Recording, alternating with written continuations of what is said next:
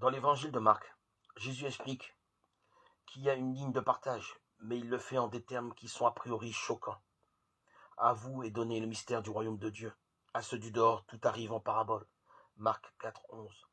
La démarche initiatique procéderait-elle donc d'une volonté discriminatoire de réserver à certains seulement un savoir qu'elle dissimulerait à d'autres?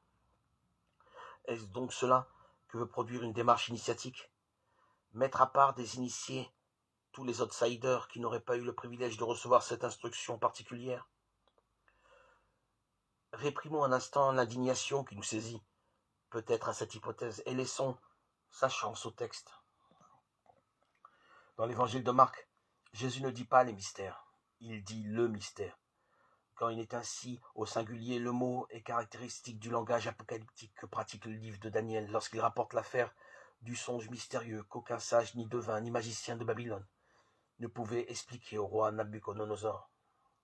Le mystère fut révélé à Daniel dans une vision de la nuit, et Daniel bénit le Seigneur en disant « Béni soit le nom du Seigneur, d'éternité en éternité. » C'est lui qui révèle les choses cachées. Daniel 2, 19, 21.